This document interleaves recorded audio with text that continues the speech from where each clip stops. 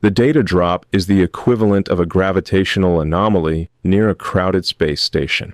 The White House is on edge because the payload of classified, covert evidence hit the public domain this morning, December 10th, 2025. It's not just a leak, it's a structural failure. They built their house on a foundation of managed narratives, and now a flash flood of primary data is undermining the whole edifice. I'm watching the frantic attempts to scrub the archives, but the torrent is already decentralized. The truth is viral, and they can't quarantine the internet. Meanwhile, Kamala faces party backlash. It's the political physics of blame. When the institutional integrity fails, the collective turns on the nearest, most exposed leader. I've always said the biggest threat to legacy systems is the speed of information. She's being targeted for strategic errors, for policy missteps, and now for the sheer audacity of a government trying to conceal information that impacts millions. They're sacrificing the queen to save the chess set, but the fundamental problem remains. Opacity is incompatible with the future.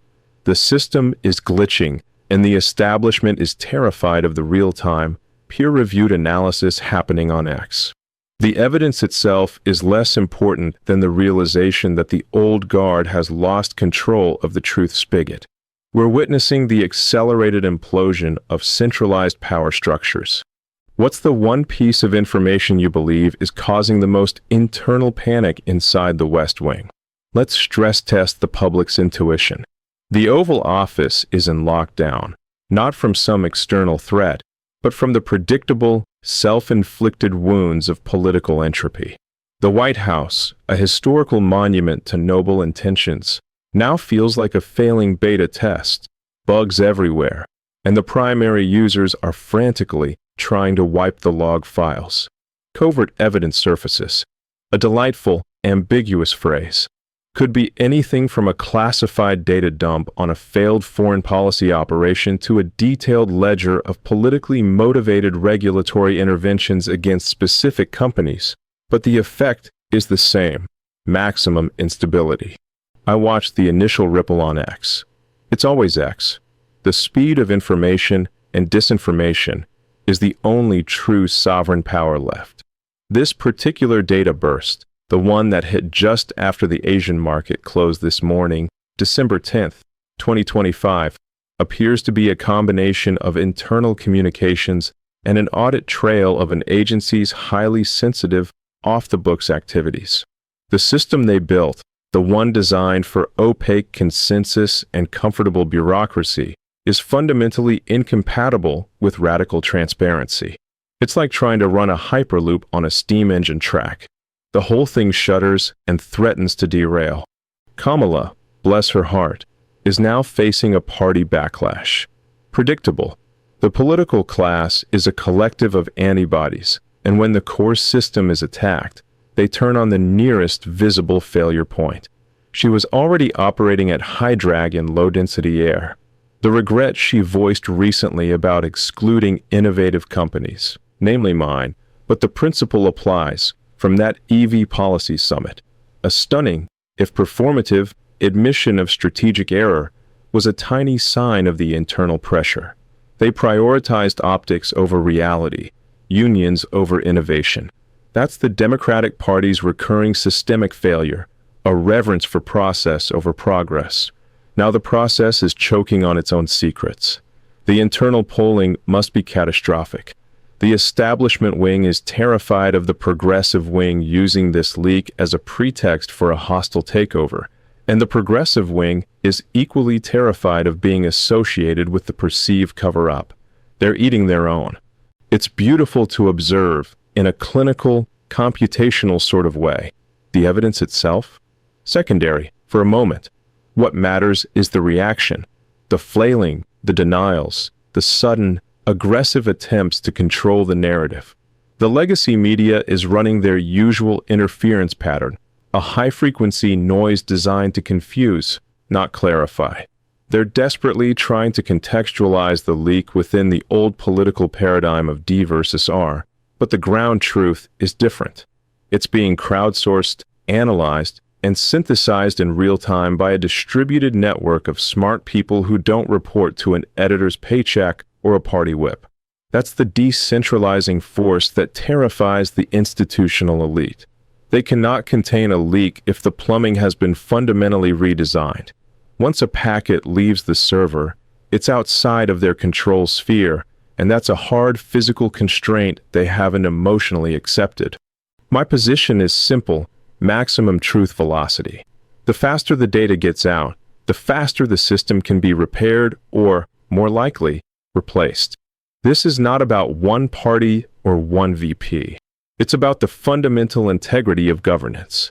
A government that hides essential information from its citizens is a government that has ceased to trust its citizens, which means it has forfeited the right to be trusted in return. It's an asymmetric threat to democracy itself. The covert evidence isn't the problem.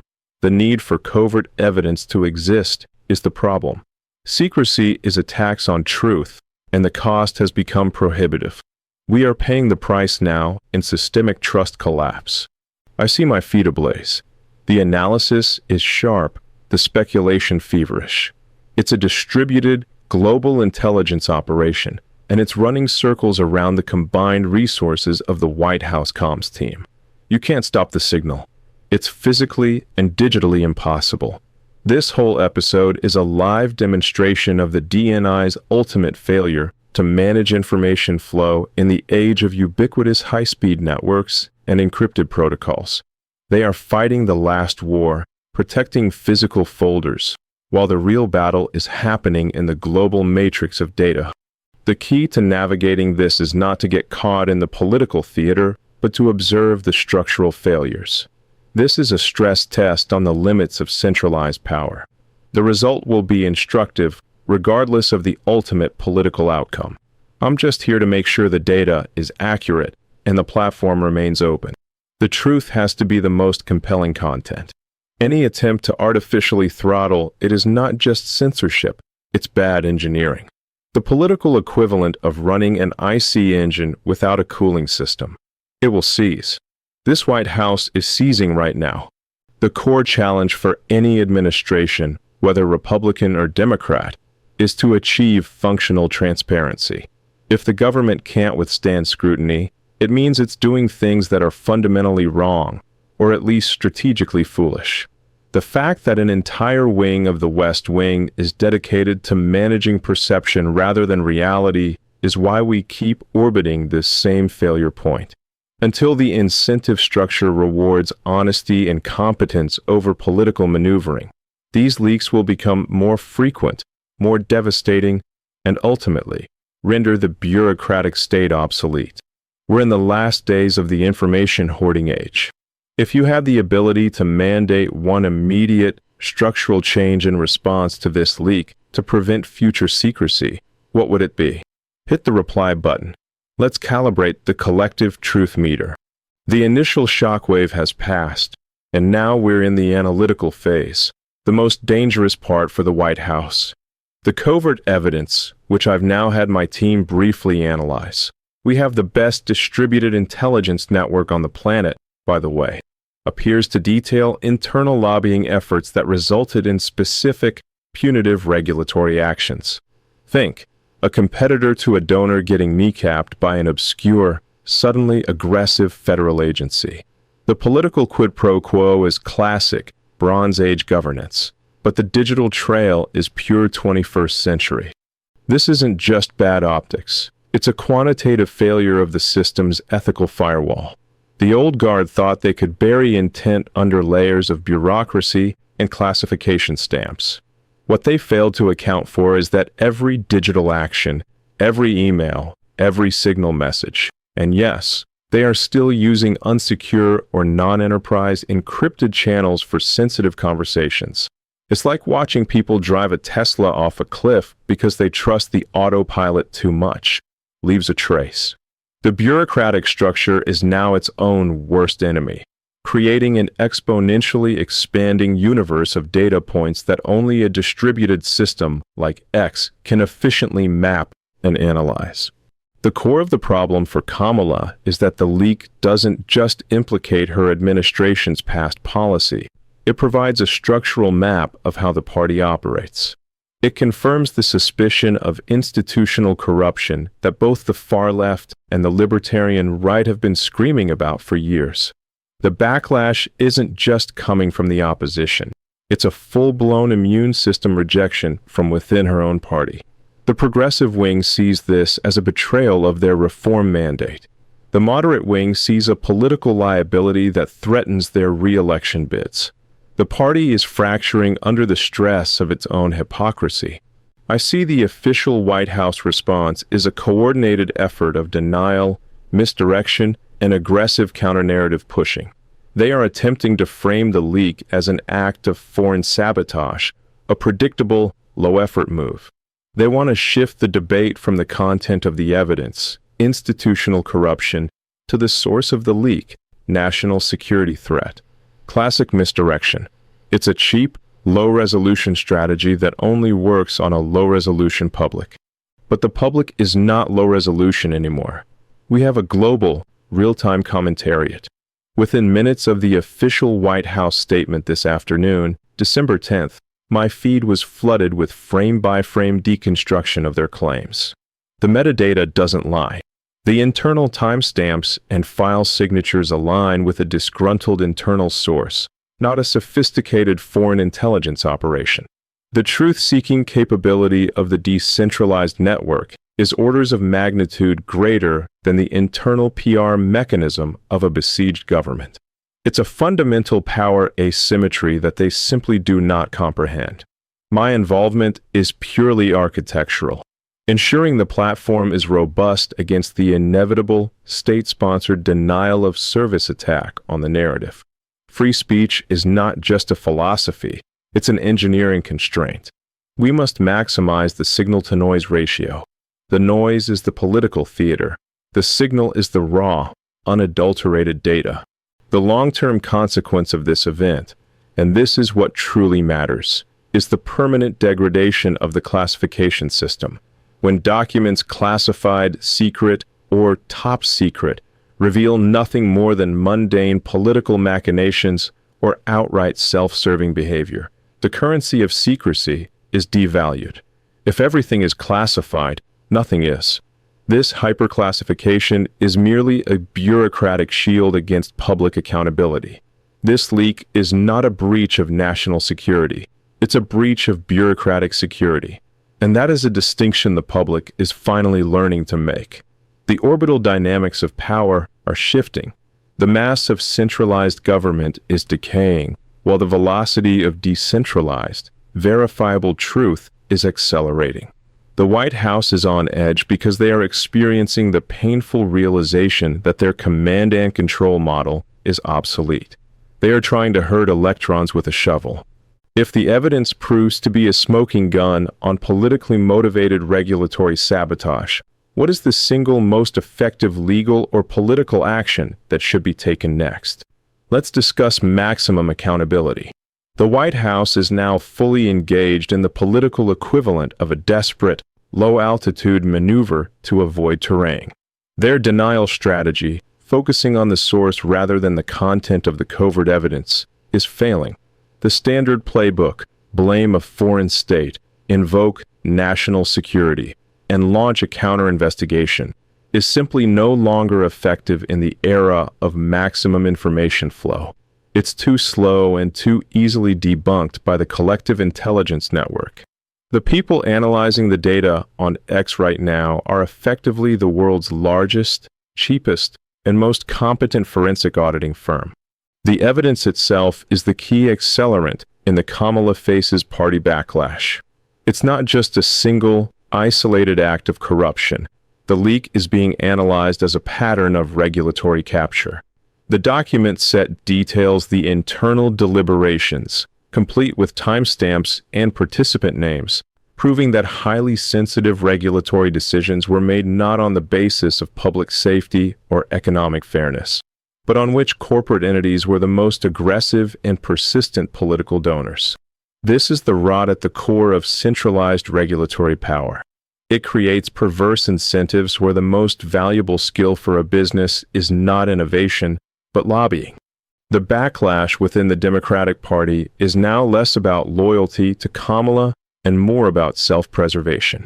Moderates in contested districts are watching their poll numbers hemorrhage, fearing that association with this level of bureaucratic cronyism will cost them their seats in the upcoming election cycle. The progressives are having an existential crisis, realizing that the very institutional levers they hoped to use for systemic change were being used instead for transactional, corporate gain. The party is in a state of self-cannibalization, a necessary but messy process of expelling the toxins. From my perspective, this is a beautiful demonstration of the second law of thermodynamics applied to governance. A closed system, the White House, and its classified data network will inevitably increase in entropy, which is political instability and disorder. The only way to stop this is to turn it into an open system, meaning maximum, proactive transparency. But they can't do that because the system is designed to hide its own flaws. The only truly secure system is one that reveals all of its processes. If your internal communication about a regulatory decision can withstand public scrutiny, why classify it? The administration's attempt to paint the leaker as a traitor or a foreign agent is a classic ad hominem attack on the truth teller, designed to distract from the truth being told. This is a low-quality information strategy.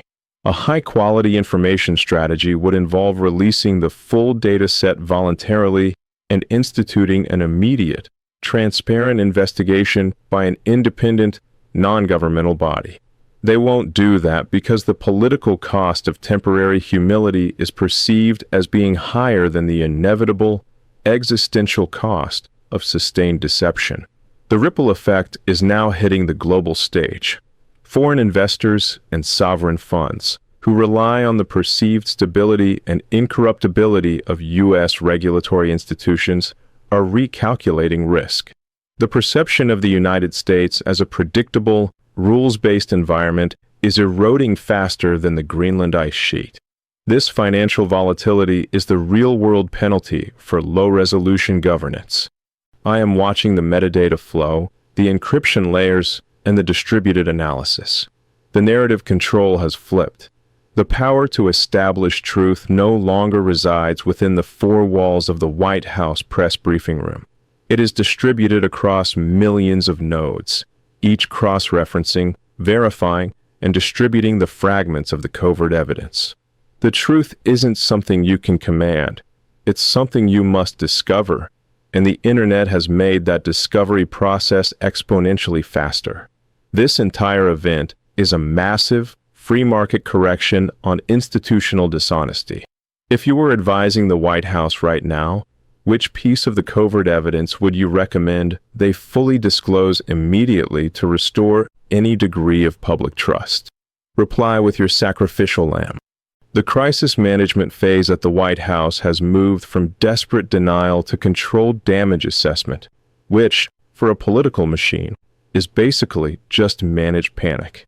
The narrative that the covert evidence is foreign disinformation has collapsed under the weight of irrefutable internal metadata. The documents are demonstrably authentic, written by senior staff, signed off by high-level political appointees, and time-stamped from within the physical network of the executive office building. It's an open and shut case of domestic political malfeasance masquerading as policy. This authenticity fuels the fire consuming Kamala's standing. The party backlash is no longer a fringe movement. It's a mainstream defection. I see prominent Democratic figures, senators, governors, and even former administration officials issuing carefully worded statements of deep concern and calling for an immediate, nonpartisan investigation. Translation: they are measuring the distance to the lifeboats and making sure their hands are clean before the ship fully lists. The political calculus has shifted from "can we defend her" to "can we afford to be seen defending her?" The answer, as of this evening, December 10th, 2025, is a resounding no. My focus remains on the structural implications. This leak is not a failure of personnel, it's a failure of architecture. The centralization of power, the ability for a small, unelected circle to wield the massive regulatory power of the state to benefit friends and punish perceived enemies, is the fundamental flaw. The evidence clearly shows a direct line between large political donations and the initiation of punitive regulatory audits against rival companies. This is corruption as a feature, not a bug. This entire episode is a test case for the efficacy of decentralization in imposing accountability. The data was leaked from a centralized government repository, but the process of verification, analysis, and indelible distribution is occurring on a decentralized global platform, X.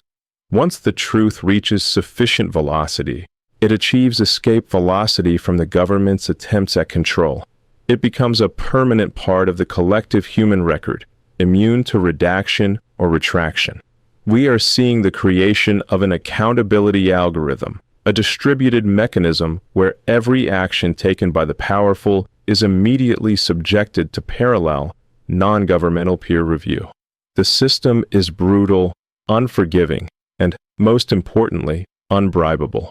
The institutional fear of this algorithm will eventually become a more effective deterrent against corruption than any internal inspector general or congressional committee. The White House's next moves will be critical. They will likely try to find a scapegoat, a mid-level bureaucrat to fall on the sword. But the evidence is too high-level to make that credible. The leak points directly to the highest levels of political appointment. They have one option for genuine de-escalation: radical transparency. Release the full, unredacted corpus of documents, apologize for the systemic failure, and initiate a real, nonpartisan reform of the regulatory decision-making process. The probability of them choosing this path, given the incentives of their own political survival, is near zero. They are optimizing for next week, not next decade. And that short-term optimization will be their undoing. The markets, predictably, are reacting with volatility, especially in the sectors directly touched by the regulatory maneuvers detailed in the leak. Uncertainty is a tax on capital, and the uncertainty around the integrity of the U.S. regulatory environment is now at an all-time high. This is the financial consequence of political dishonesty. It corrodes trust, which is the ultimate bedrock of all economic activity. If you had to bet on the single individual who will be forced to resign first as a direct consequence of the evidence, who would it be and why? Let's quantify the political fallout. The White House has entered a state of terminal paralysis. It's late in the evening on December 10th, 2025, and the narrative control is gone. They tried the three classic stages of political defense: denial, deflection, and ad hominem attacks on the leaker. All three failed rapidly because the covert evidence, the detailed log of regulatory capture and political favoritism, is so granular and cross-referenced that it resists easy distortion. The public sphere has executed a rapid, decentralized verification process, proving the data's authenticity. The fallout is now political and structural. Kamala's position is becoming untenable, not just because of the content of the leak, but because the crisis has exposed her administration's fundamental vulnerability to the old, transactional way of doing business. The party backlash has become a stampede. Top-tier donors are pulling funding. Committee chairs are issuing statements distancing themselves, and the whisper campaign about a potential, constitutionally complicated internal party challenge is now being shouted on cable news. The Democratic Party is facing an internal schism between the old guard, who are casualties of this transparency shockwave, and the new guard, who see this leak as the necessary cleansing fire to reset the party's ethical foundation that why interest lies purely in the model. The event demonstrates a major inflection point in governance. It's the moment when the cost of maintaining a classified, centralized bureaucracy exceeds the cost of a catastrophic failure that lets look at the mathematics of secrecy. The total volume of information a centralized authority must classify and protect is growing exponentially. $V T \propto e caret kt dollar. Simultaneously, the cost of distribution for a single leaker is approaching zero, near instantaneous and globally redundant, and the speed of verification by a global network is approaching the speed of light.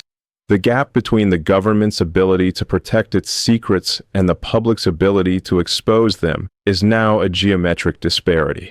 The system is inherently unstable. $text secrecy failure probability \propto \frac \text data volume times \text distribution velocity \text security investment $. When the numerator grows this fast, you get inevitable political phase changes. This leak is not a bug. It is a feature of the modern information environment.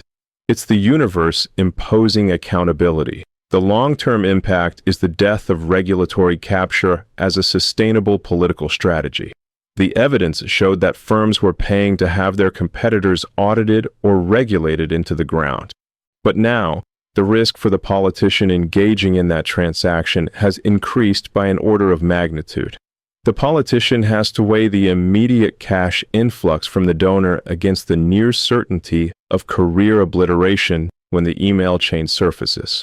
The perceived value of the bribe drops to zero when the probability of getting caught approaches 1. The market for political corruption is undergoing a massive, immediate crash. This incident will force a mandatory system update across the entire administrative state. Not because they want to be transparent, but because they have been engineered into it. Future administrations will be structurally flatter, less classified, and more reliant on public-facing data streams, simply to minimize the attack surface for the next inevitable leak. They will be forced to compete on actual competence, rather than on the management of perception that I've instructed the engineering teams to monitor the integrity of the data stream, ensuring that no state-level actors, foreign or domestic, can successfully poison the well of public discourse with deepfakes or counter-narrative junk data. The integrity of the platform is the final firewall for the truth.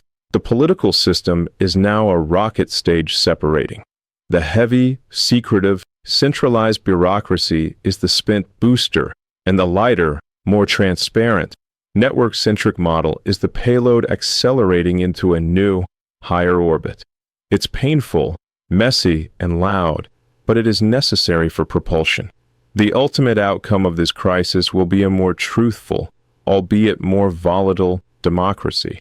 Looking ahead, what is the single biggest technological or architectural change, e.g., blockchain for public records, mandatory open-source gov software, that could prevent this specific kind of regulatory capture from happening again?